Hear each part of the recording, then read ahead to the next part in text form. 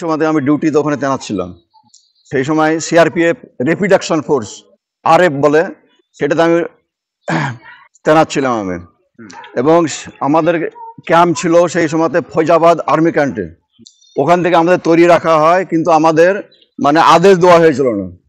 সকালবেলায় আদেশ দেওয়া হয়েছিল, সকালবেলায় গিয়ে দেখি আমরা বাবরি মসজিদ একদম ধূলিসাৎ হয়ে গেছে।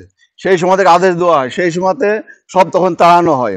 সেই সময়তে কিছুই ছিল না, সেই ইট পড়েছিল কিছু, সব কিছু কিছু ইট সব নিয়ে চলে গেছিল। আমাদের কমান্ড্যান্ট জেডাব খান ছিল, সেও 8-10টা ইট নিয়ে গেলো। তখন আমি মনে করলাম যে আমি একটা নিয়ে যাই। সেই সময়তে আমি একটা ইট নিয়ে ব্যাগের মধ্যে ঢুকে নিয়ে এসেছিলাম।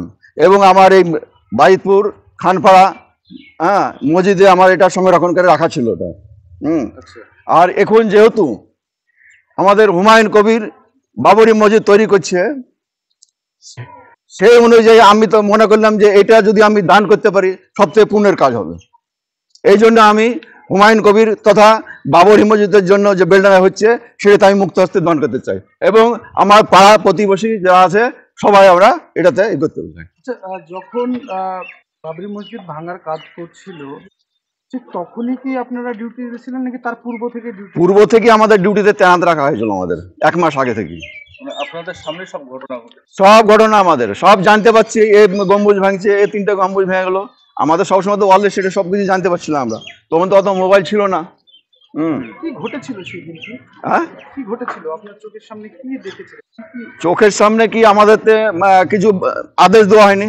সকালবেলা যেটা আদেশ দেওয়া হলো, দেখা গেল যে একদম পুরো ধূলিসাৎ হয়ে গেছে।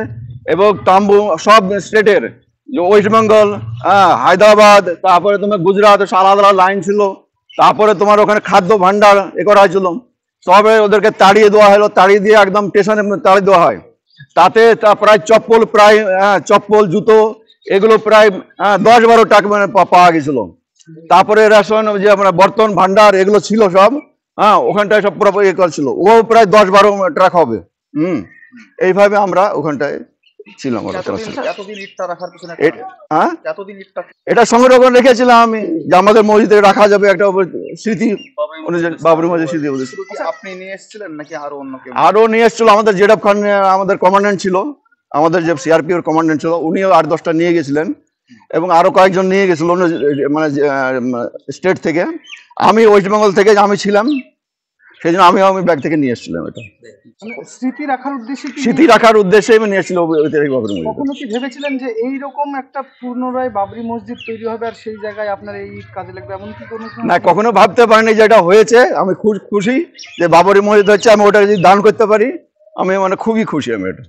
আমি খুশি, তাছাড়া আমাদের গ্রামবাসী যে আছে তারা যত খুব খুশি, সকলেই খুশি।